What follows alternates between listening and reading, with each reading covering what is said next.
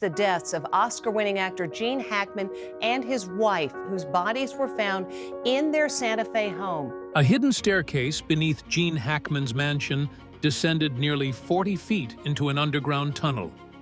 And what FBI agents reportedly found at the end of it wasn't a wine cellar. It wasn't a storage room.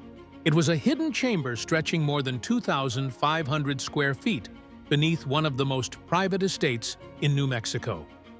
Inside were rows of iron-banded crates, hundreds of unidentified photographs, coded documents, and at the far end, a massive steel door welded shut from the inside. But one discovery disturbed investigators more than everything else. Some parts of the chamber looked as though they hadn't been touched for decades, while others looked as though someone had been there shortly before the investigators arrived. So who had been inside that hidden tunnel shortly before Gene Hackman's death became public? And what were they trying to hide? Let's dive in. The discovery of the bodies. February 26, 2025. Just after 11 o'clock that morning, the Santa Fe County Sheriff's Office received a call from Gene Hackman and Betsy Arakawa's trusted handyman. For several days, he had been trying to reach the couple. Every phone call went unanswered. Even the security intercom at the front gate stayed silent. As the days passed, he became convinced something was terribly wrong. Minutes later, deputies arrived outside the couple's secluded estate in the hills of Santa Fe, New Mexico. Hidden behind dense pinyon and juniper trees, the 12-acre property was almost impossible to see from the road. High walls and heavy iron security gates made it look more like a private fortress than a family home. But almost immediately, something didn't make sense. A property known for its tight security wasn't completely secure anymore. As deputies checked the perimeter, they found several exterior doors unlocked. One rear door had been left partially open. Even more unusual, a few of the couple's surviving dogs were wandering freely between the house and the surrounding desert brush. Deputies couldn't wait any longer.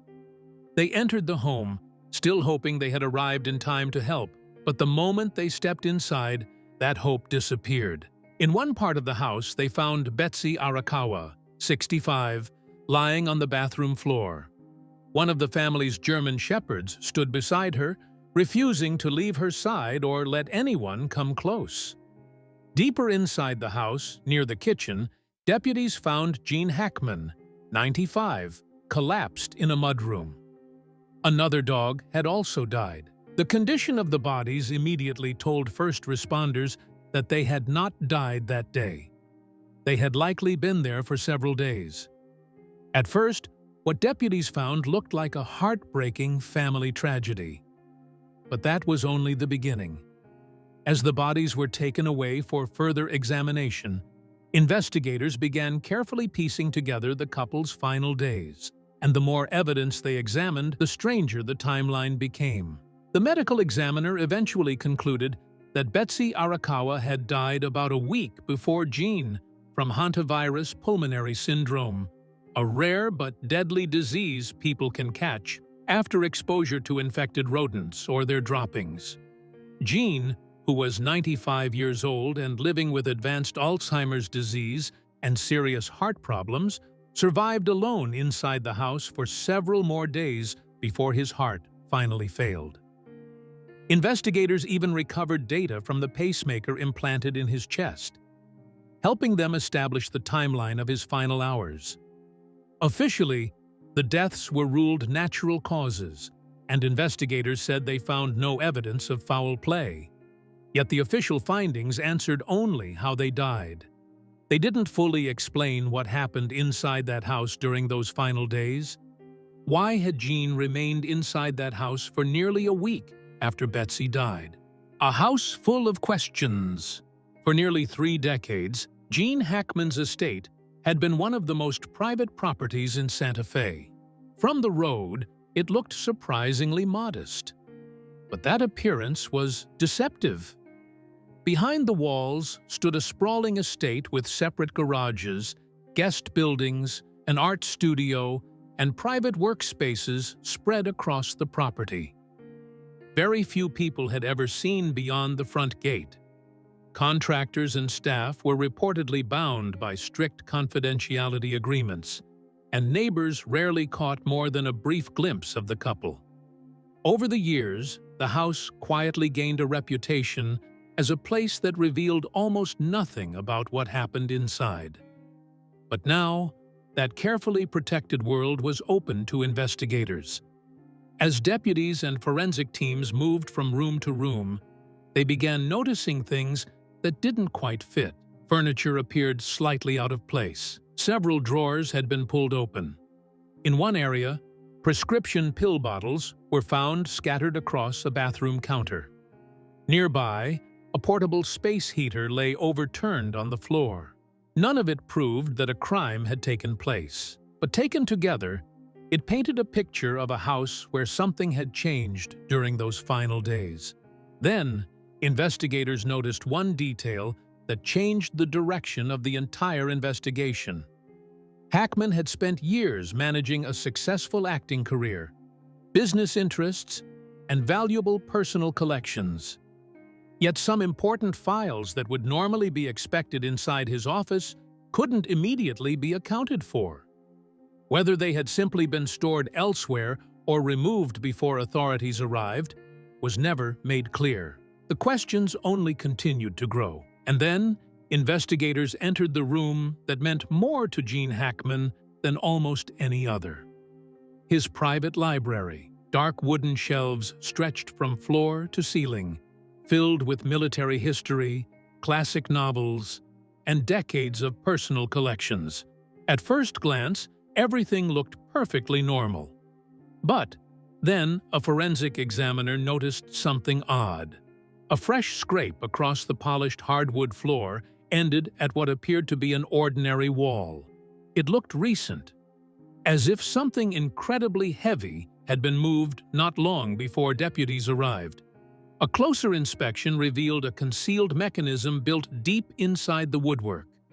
It wasn't the kind of hidden latch you'd expect in a movie. This was carefully engineered, designed so that only someone who already knew it existed could ever hope to find it. When investigators triggered it, the room fell silent. A deep mechanical hiss echoed through the library, and an entire section of the wall slowly pulled away. And behind it, there was no storage room, no hidden safe, no wine cellar. Instead, a narrow concrete staircase disappeared into the darkness below, as if the house had been hiding an entirely different world beneath it all. The tunnel. The staircase dropped sharply beneath the house at nearly a 45-degree angle, and it was so narrow that investigators had no choice but to move in single file, one behind another. With every step, the air became colder. Their flashlights cut through thick darkness, catching nothing but damp concrete and drifting dust. Within moments, the temperature had dropped to around 54 degrees Fahrenheit, cold enough that every breath lingered in the air.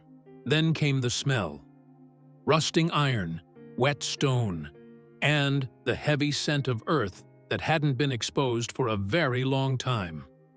At first, the tunnel looked surprisingly modern. The walls were smooth, built from poured concrete, reinforced with steel bars, the kind of construction often compared to Cold War-era bunker designs. It looked engineered, deliberate, almost military. If someone had built a hidden passage beneath a house, this was exactly what investigators would have expected to find. But only for the first 40 feet, because then, without warning, the concrete simply ended. The walls around them changed into rough mountain rock, carved by hand instead of machines.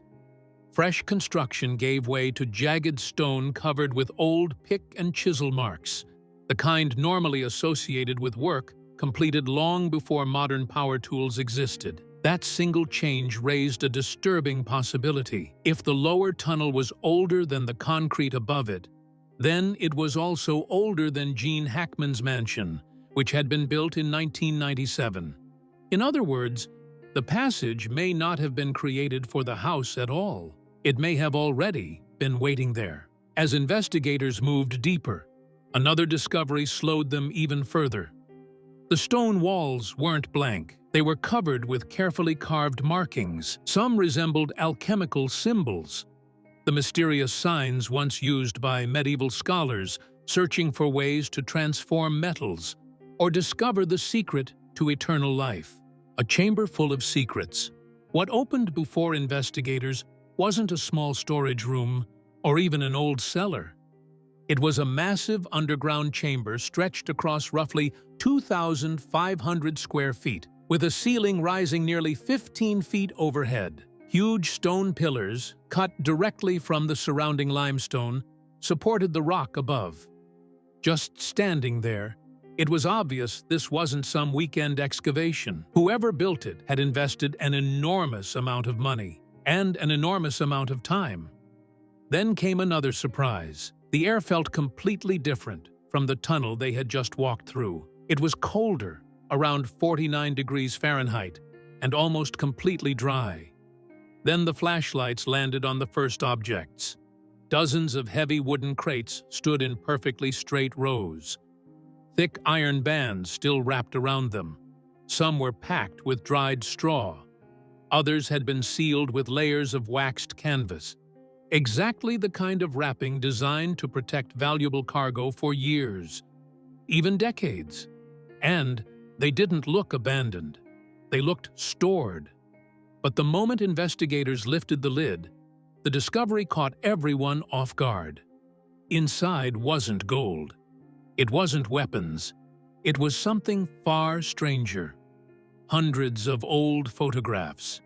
Some were early 20th century silver gelatin prints. Others appeared to be daguerreotypes, one of the earliest forms of photography, dating back to the 1800s.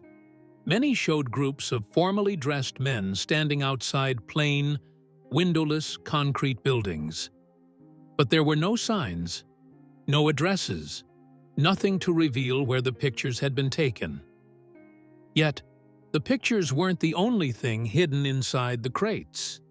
Investigators also recovered rolled maps stored inside protective zinc tubes. At first glance, they looked like ordinary survey maps of New Mexico and parts of northern Mexico. But something was off. The borders didn't match official records. Entire settlements appeared in places where historians say no permanent towns ever existed. Then, along one wall, investigators spotted rows of heavy leather-bound ledgers resting on metal shelves. Some were written in Latin. Others switched into Old French, before suddenly changing into a coded shorthand that investigators couldn't immediately identify. Several pages had been ripped out completely. Others were burned only around the edges, as though someone had tried to destroy the books, then stopped before the fire could finish the job. If the ledgers raised questions, what investigators found next raised even more. Resting beside them were heavy brass instruments that looked like a strange mix of 19th century surgical tools and precision surveying equipment. Even their measurement scales didn't match modern units, making it impossible to tell exactly what they had been built to do. Nothing in that room seemed to belong together, and yet someone had collected it all in one place. But as extraordinary as those discoveries were, what investigators saw next stopped them in their tracks. A massive iron door embedded directly into the stone. No handle, no hinges, no keyhole, as though it had never been designed to be opened, at least not from the outside. The sealed door. The door itself looked nothing like the rest of the chamber. It was a massive slab of heavy steel, nearly 5 inches thick, built directly into a reinforced concrete frame. But the detail that immediately stood out was the thick, uneven weld marks running along every edge of the door. They weren't the clean factory welds you'd expect on a vault. They looked rough, hurried, as if someone had sealed the door as quickly as possible. Then investigators noticed something even stranger. The direction of the burn marks and the way the melted metal had pooled appeared to suggest the welding had been done from the inside. If that interpretation was correct, it turned the mystery into something far more unsettling. This wasn't a door built to keep people out, but as investigators stepped toward it, they noticed they weren't walking across an ordinary floor. Carved directly into the concrete beneath their feet was a 12-foot wide circular diagram. At first, it looked decorative, but a closer look revealed something far more precise. The man above it all. To the world, Gene Hackman was one of Hollywood's greatest actors, but after retiring in 2004, he walked away from the spotlight almost completely. And for the next 2 decades, he chose a quiet life in Santa Fe, New Mexico.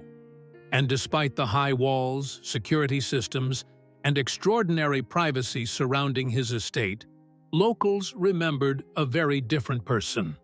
They often saw him driving his old pickup truck through town, stopping at the farmer's market, chatting with local shop owners, and quietly supporting literacy programs and animal shelters without ever seeking attention, which only made one question harder to ignore. Why would someone who seemed to enjoy such a simple life choose to live behind one of the most private estates in the region? As investigators searched for answers, another unsettling pattern began to stand out.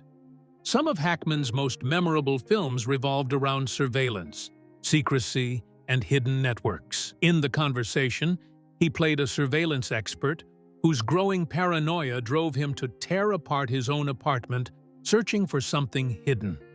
Years later, in Enemy of the State, he once again portrayed a man living far from the public eye, surrounded by elaborate security. Now, it was only a coincidence. But after everything investigators had found beneath his home, it became a difficult one to ignore. And the mystery didn't stop with the house, or Gene Hackman himself. It soon extended to the place where the estate had been built. Northern New Mexico has long been home to some of America's most secretive military projects. Just a short distance away lies Los Alamos, the birthplace of the Manhattan Project, where the world's first atomic bomb was developed. Beneath these mountains, government laboratories, restricted facilities, and underground infrastructure have fueled decades of speculation. But as bizarre as all these discoveries and theories may sound, there was one detail investigators simply couldn't ignore. And it may be the most unsettling part of this entire story: the final mystery. Right now, the biggest mystery surrounding Gene Hackman's estate isn't the tunnel, the chamber, or even the massive steel door. It's the possibility that this place hadn't been abandoned at all. And that's not just a theory. Several details pointed in that direction. First, some shelves had clear, dust-free outlines, as if boxes or documents had been removed not long before investigators arrived. Second, the concealed mechanism behind the library wall remained fully operational, despite the age of the chamber hidden behind it. And third, the steel door itself seemed to tell a story. The rough, uneven weld marks looked much newer than the surrounding chamber, almost as if someone had hurriedly sealed it after moving everything inside, making sure no one else could reach it. On their own, those details might not have meant much, but together, they raised one deeply unsettling possibility. Someone may have accessed this place shortly before the world knew Gene Hackman had died. And if that was true, it raised an entirely new set of questions. Who still had access to a chamber hidden beneath one of the most private estates in New Mexico? So here we are, a story that began as the tragic deaths of Gene Hackman and Betsy Arakawa became something far stranger, a mystery that still leaves far more questions than answers. And if Gene Hackman really spent decades living above whatever was hidden beneath his home, do you think he was protecting it, ignoring it, or simply living with a secret he never wanted the world to discover? Let me know your thoughts about this in the comments below. If you liked this video, don't forget to give it a thumbs up. And if you want more incredible mysteries, discoveries, and true stories like this, be sure to subscribe to the channel. Thanks for watching, and we'll see you in the next one.